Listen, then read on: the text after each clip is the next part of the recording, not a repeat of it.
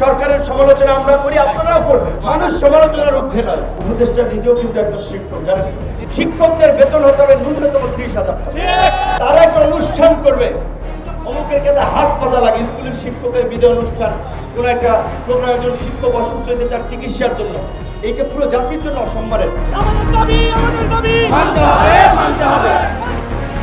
এই সরকারের সফলতা ব্যর্থতার উপরে আমাদের আগামীর বাংলাদেশ, আমাদের পুরো জাতির ভবিষ্যৎ নির্ভর করছে। সুতরাং অন্যদের চেয়ে এই সরকারের কাজে সতর্কতা অবলম্বন করতে হবে এবং আমাদেরকে প্রত্যেককে ঈগল আই, তীক্ষ্ণ দৃষ্টি তাদের উপরে রাখতে হবে যে তাদের কার্যক্রম সঠিক হচ্ছে কিনা, মানুষ উপকৃত হচ্ছে কিনা, মানুষের মধ্যে কোনো ধরনের অসন্তোষ তৈরি হচ্ছে কিনা। তো শিক্ষক সমাজের এই যৌক্তিক দাবি আমরা মেনে নেওয়ার আহ্বান জানাই। বেতন বৈষম্য, বেতন কাঠামোর বৈষম্য আমরা দূর করার আহ্বান জানাই।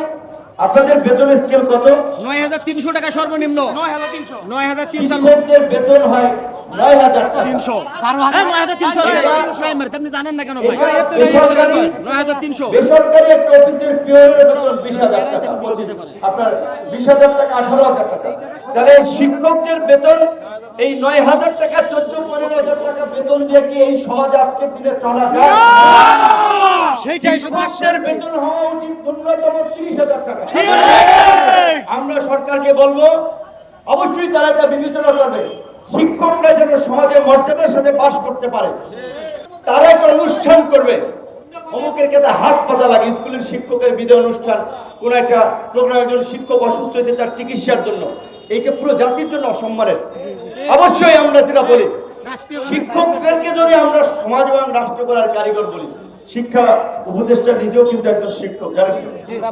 নিশ্চয়ই আশা করি আপনাদের বিষয় বিবেচনা করবে, কিন্তু এটা অত্যন্ত যৌক্তিক এবং ন্যায়সঙ্গত। প্রাইমারি স্কুল হোক, হাই স্কুল হোক, বিশ্ববিদ্যালয় হোক, তিনি তো শিক্ষক। শিক্ষকদের বেতন হতে হবে ন্যূনতম 30,000 টাকা। সব ধরনের সুযোগ সুবিধা শিক্ষকদের থাকতে হবে।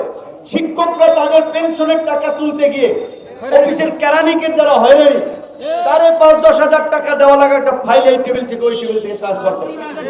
সমস্ত অফিসে একজন শিক্ষক গেলে চা খাওয়াবেন, বিস্কিট খাওয়াবেন, সুন্দরভাবে কথা বলবেন, তাদের দাবি দেওয়া যত দ্রুত সম্ভব বাস্তবায়নের জন্য আপনারা চেষ্টা করবেন।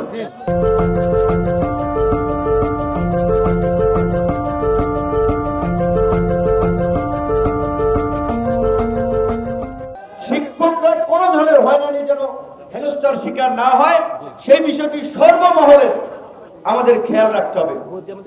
স্থানীয় পর্যায়ে আমাদের ওসি, ইউনো, ডিসিএসপি, তাদের মাধ্যমে আমরা আহ্বান জানাবো শিক্ষকদের সম্মান এবং মর্যাদা প্রতিষ্ঠিত করার জন্য আপনারা সহযোগিতা করবেন।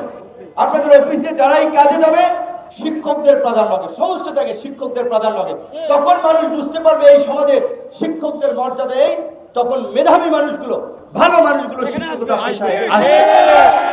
সুতরাং আপনারা আজকে একটা দাবি নিয়ে আসছেন, একটা দাবির পাশাপাশি এটা তো আমি একমত হয়েছি যে আপনাদের এই বদলিটা করা উচিত।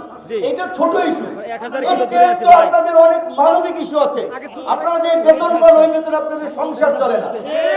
সময় আপনাদের শিক্ষক, আপনাদের ছাত্ররা ব্যবসায়ী হচ্ছে, সাংবাদিক হচ্ছে, আমলা হচ্ছে, কিন্তু আপনি যে বেতনে পাচ্ছেন, আপনি এখনকার প্রেক্ষাপটে আসলে আপনার সমাজে ডাল ভাত খেয়ে পরে বেঁচে থাকাই মুশকিল। ওইখানে আপনি ওই বিষয়টা আপনারা কথা বলেন। শিক্ষকদের বেতন কাঠামো হবে সবার উপরে, সেই বিষয়গুলো সমস্ত শিক্ষকরা স্কুল, কলেজ, বিশ্ববিদ্যালয় আপনারা কথা বলেন, আমরা সরকারের সাথে কথা বলবো। কিন্তু আমাদের দেশের যে প্রবণতা, সবাই যার যার অধিকার নিয়ে কথা না বললে আসলে তার অধিকার আদায় হয় না, কথা বলতে হবে।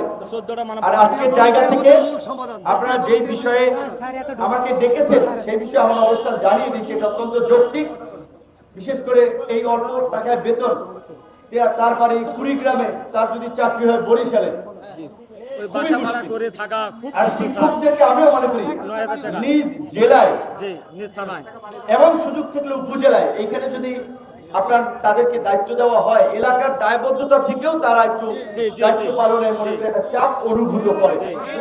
তো কাজেই সেই ক্ষেত্রে এটা যৌক্তিক দাবি। এটা মেনে নেওয়ার আমরা দাবি জানাই। পাশাপাশি আপনাদের যে কোনো যৌক্তিক এবং ন্যায়সঙ্গত দাবিতে আমাদের দাবি আমাদের আমাদের দাবি মানতে হবে, মানতে হবে, আমাদের দাবি মানতে হবে, মানতে